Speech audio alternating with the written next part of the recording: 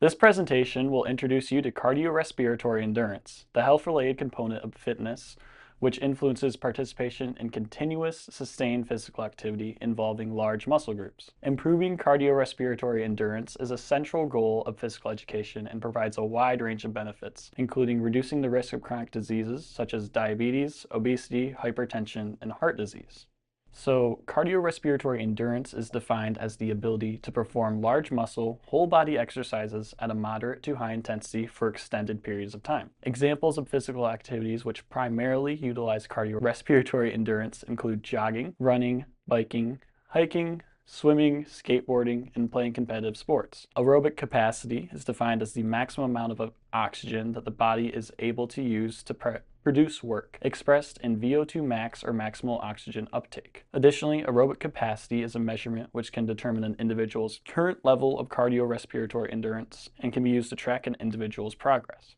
Anaerobic activity consists of movements fueled by energy stored in the body, which involves short bursts of moderate to high intensity activity, such as sprinting, weightlifting, and climbing a hill. Anaerobic energy pathways are trained primarily by short duration, high intensity exercises, although they do slightly contribute to continuous sustained physical activity. There are some unique safety concerns for cardiorespiratory training, especially for young children who are not physiologically mature like adults. So first, children are less capable of effectively thermoregulating and they overheat easily, especially in hot, humid environments. This is because children have less surface area relative to their body weight than adults, and they are less capable of cooling their body by sweating. To prevent overheating, children should be provided frequent water breaks when participating in physical activity, and sustained physical activity should be limited to about 15 minutes maximum. Additionally, breaks are essential because children fatigue sooner and cannot sustain exercise as well as adults. Breaks are also important because children are less capable of understanding their level of fatigue and do not know how to decrease exercise intensity to prevent overexertion or injury. Furthermore, children's heart rates are generally higher than adults, which means physical activity should be carefully monitored so that students do not feel extreme discomfort associated with an extremely high heart rate and very fast breathing rate. Finally, children have less efficient ventilation, which is movement of air, than adults, and higher breathing frequencies with lower tidal volumes, and a tidal volume is a normal resting breath. This means that children are more likely to experience an uncomfortably high breathing rate, hyperventilate, and be unable to meet the oxygen demands for intense physical activity. Teaching children effective breathing strategies and helping them understand when they should slow down to avoid overexertion are good teaching strategies to increase safety. Adults experience a wide range of benefits when they perform regular cardiorespiratory training.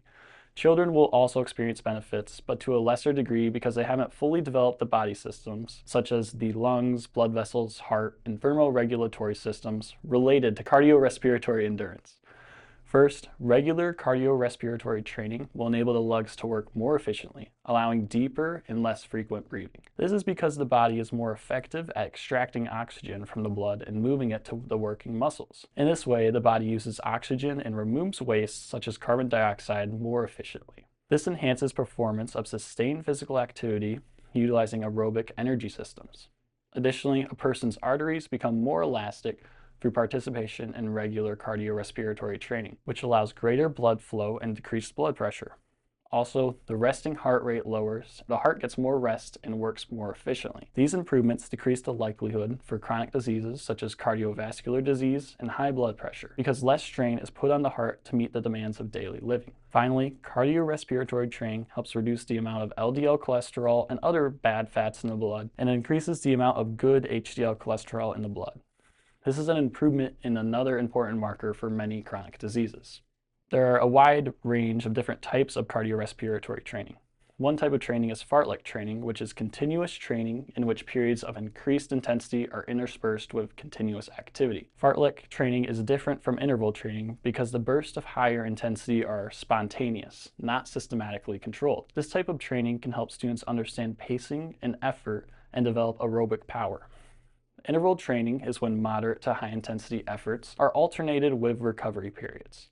This approach can help students meet a target pace or heart rate for a relatively short period of time while slightly reducing their discomfort and fatigue associated with that level of work. Finally, high-intensity interval training consists of workouts with very hard bouts of exercise, followed by a rest or active recovery interval. Individuals should be at least moderately fit before engaging in this type of activity. Additionally, HIIT can provide great gains in cardiorespiratory endurance, comparable to those achieved in traditional endurance training, while also improving anaerobic endurance. So the FITT guidelines for cardiorespiratory endurance are on this slide, and training programs should be individualized to each person and their level of fitness and goals. These are general guidelines for children or adolescents and adults. The frequency of exercise should be most days of the week for children and at least 3 days per week for adults. Additionally, the intensity should be moderate to vigorous, which is approximately 60% to 90% in terms of max heart rate. The time spent doing cardiorespiratory training should be 60 minutes or more per day for children and 150 minutes of moderate training or 75 minutes of vigorous activity per week for adults. Finally, individuals should engage in a wide variety of aerobic activities, such as running, biking, hiking, swimming, interval training, active sports, and outdoor pursuits.